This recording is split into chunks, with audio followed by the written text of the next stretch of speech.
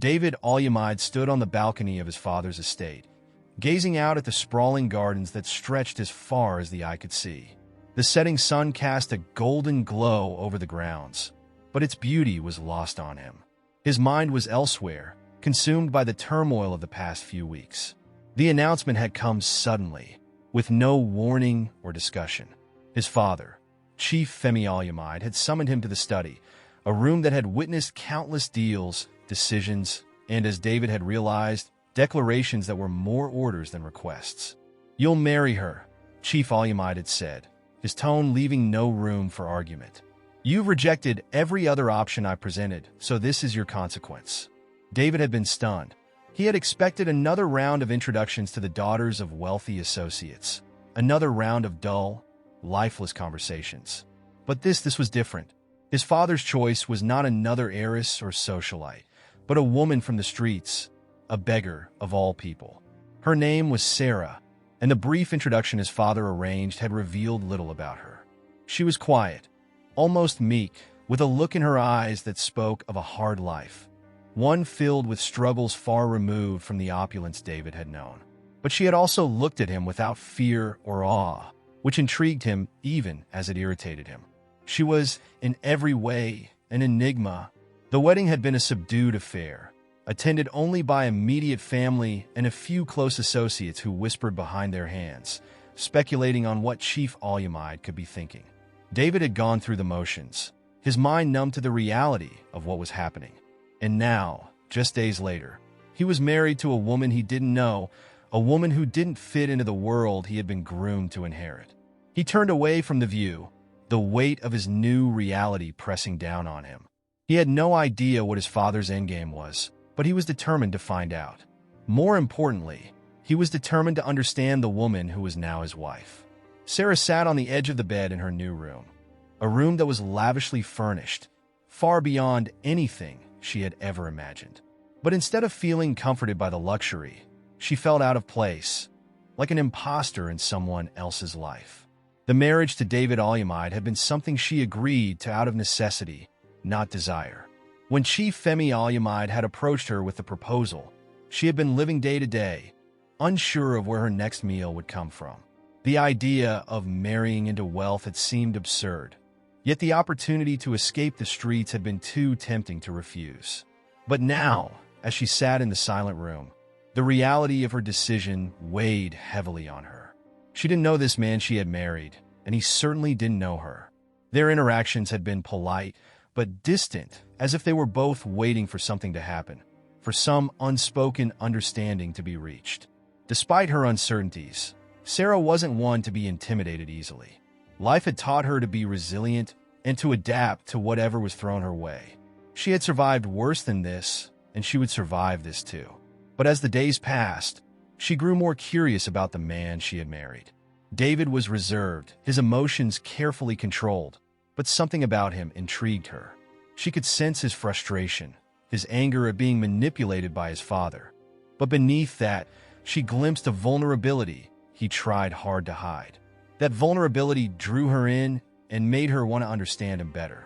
One evening, as they sat in awkward silence at dinner, Sarah decided to break the ice. "Why do you think your father chose me?" she asked, her voice steady despite the tension between them. David looked up from his plate, surprised by the directness of her question.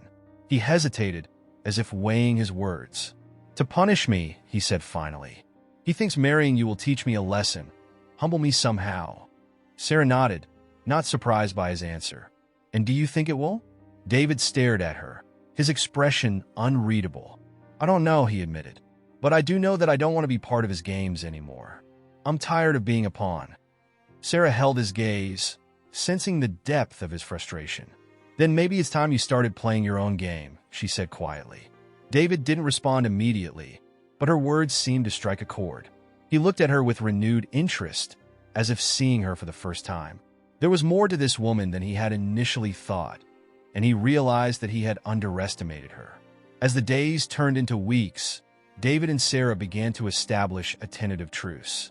They were still far from being a typical married couple, but the tension between them lessened, replaced by a growing curiosity about each other. David found himself drawn to Sarah's quiet strength. She didn't fit the mold of the women he was used to. Those who were groomed for society, whose conversations were filled with shallow pleasantries and calculated charm. Sarah was different. She was honest, direct, and unafraid to speak her mind. And she had an air of mystery about her, as if she was hiding something important. One afternoon, as they sat in the garden, David decided to ask her about her past. "You've never talked about where you came from," he said, trying to sound casual. "Why were you on the streets?" Sarah looked up from the book she was reading, her expression guarded. "Does it matter?" "It does to me," David replied, genuinely curious. "I'd like to know more about you." Sarah hesitated, unsure of how much to reveal. Her past was something she had learned to keep to herself, a part of her life that was painful and complicated. But there was something in David's eyes that made her want to open up, if only a little. "I grew up with my mother," she said slowly. "She was different from the people in this world. She never cared about wealth or status. We lived simply, and we were happy. But she got sick when I was a teenager, and after she died, I had no one left. I ended up on the streets because there was nowhere else to go." David listened intently, sensing that there was more to the story. "And your father?" he asked gently. Sarah shook her head. "I never knew him. My mother said he was someone important, but that he didn't know about me. She didn't talk about him much, and I never pressed her for details." David frowned, feeling a pang of sympathy for her. He couldn't imagine what it must have been like to grow up without a father, to face the world alone after losing her mother. But he also couldn't shake the feeling that there was something more she wasn't telling him. "Do you have anything of your mother's?" he asked, hoping to learn more. Sarah hesitated again before reaching for the locket she always wore. "Just this," she said, handing it to him. "It was hers. I've had it for as long as I can remember." David took the locket, turning it over in his hands. It was old, the metal worn smooth by years of handling.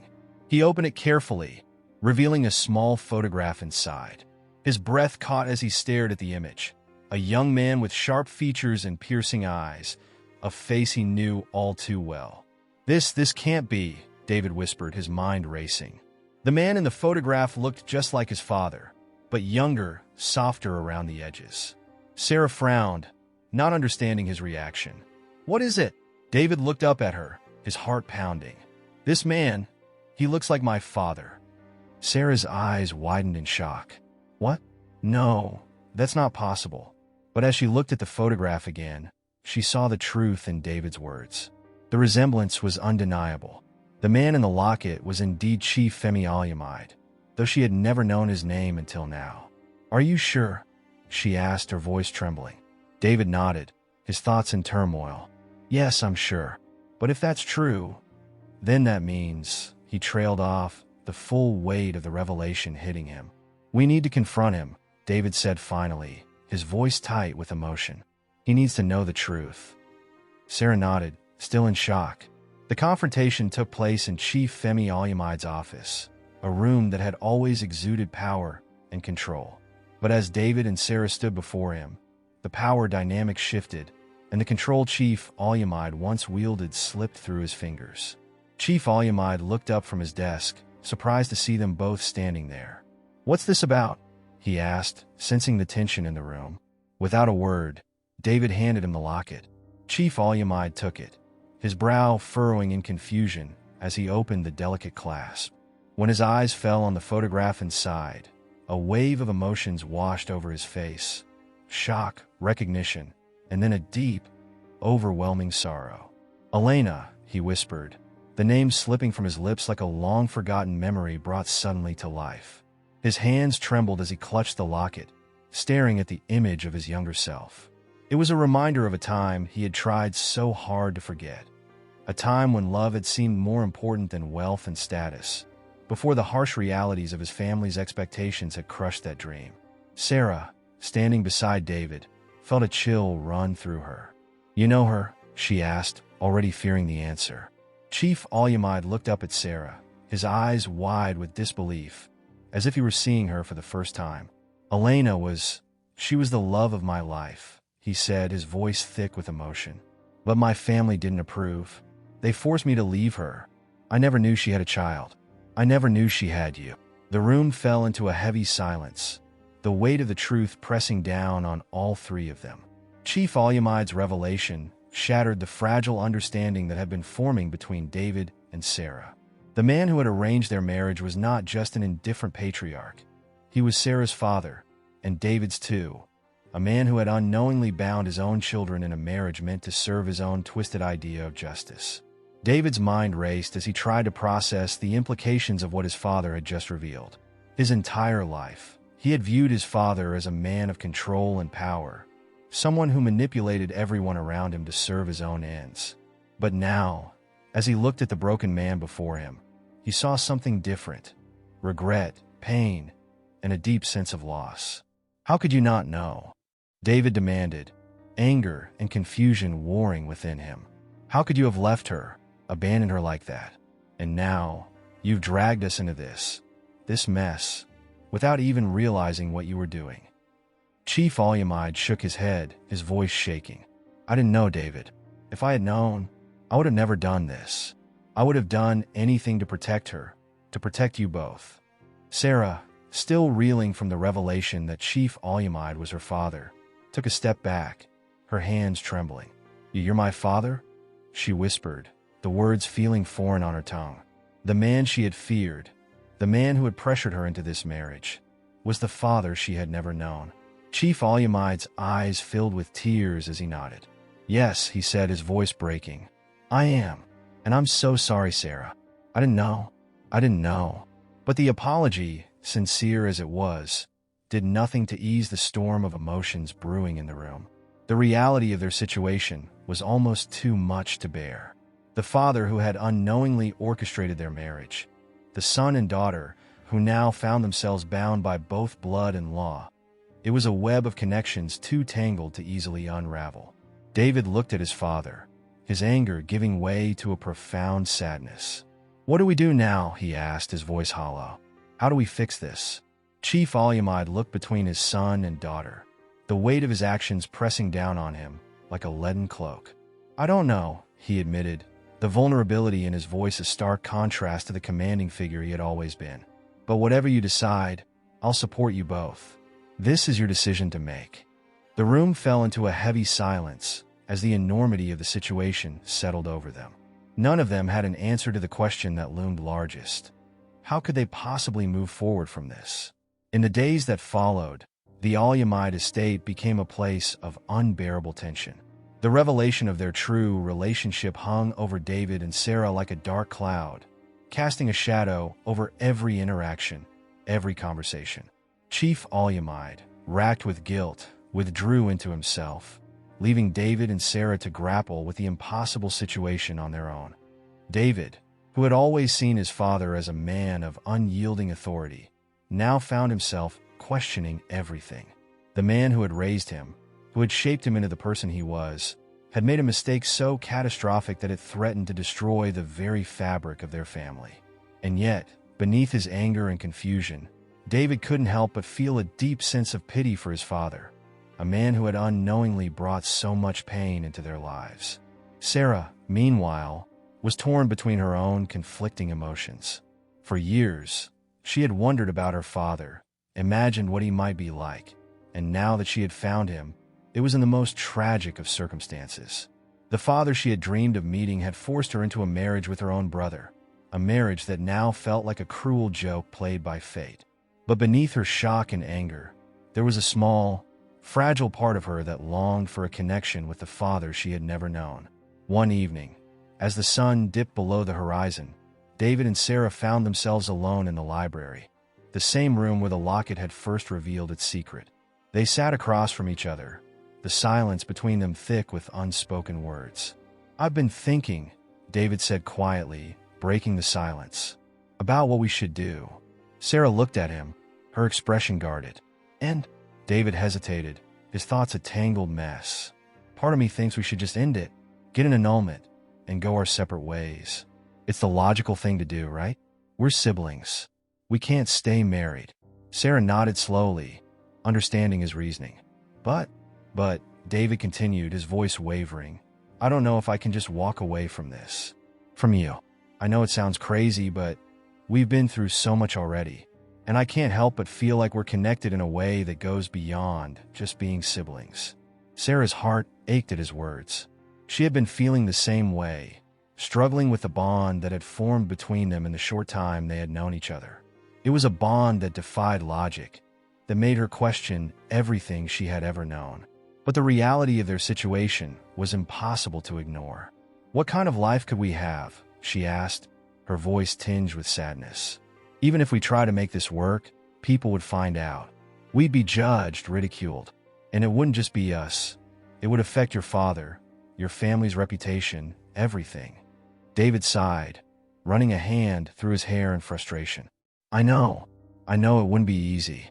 But I also know that the thought of losing you, it terrifies me." Sarah felt tears prick at her eyes, her emotions threatening to overwhelm her. She had never expected to feel anything for David, but now, after everything they had been through, she couldn't imagine her life without him. But the idea of staying married, of continuing a relationship that was already so fraught with complications, seemed like an insurmountable challenge. "What do we do then?" she asked, her voice barely above a whisper. "How do we move forward from this?" David didn't have an answer. He reached across the table, taking her hand in his, and for a moment, they just sat there, connected by their shared pain and confusion. The weight of the decision before them was too much to bear, and yet it was a decision they couldn't avoid. Finally, David spoke, his voice filled with a quiet resolve. "Whatever we decide, we'll do it together. We'll figure this out, one way or another." Sarah nodded, her heart heavy with uncertainty. She wanted to believe that they could find a way through this, that they could somehow make this impossible situation work. But deep down, she knew that the road ahead would be anything but easy. The days turned into weeks, and still, David and Sarah couldn't bring themselves to make a decision. The pressure of their circumstances weighed heavily on them both, and every conversation seemed to circle back to the same, unanswerable question: what now? Chief Olyamide, for his part, remained distant, racked with guilt over the pain he had caused. He had offered to help in any way he could, to support whatever decision they made, but the damage had already been done. The revelation of Sarah's true identity had shattered the fragile bond that had been forming between him and his children, and now, all he could do was watch as they struggled to make sense of their new reality. Thank you so much for watching. If you enjoyed this video, make sure to give it a thumbs up and share it with your friends. Don't forget to hit that subscribe button and ring the notification bell so you never miss an update. I'd love to hear your thoughts in the comments below. What did you think of today's story? Until next time, take care, and stay tuned for more amazing content.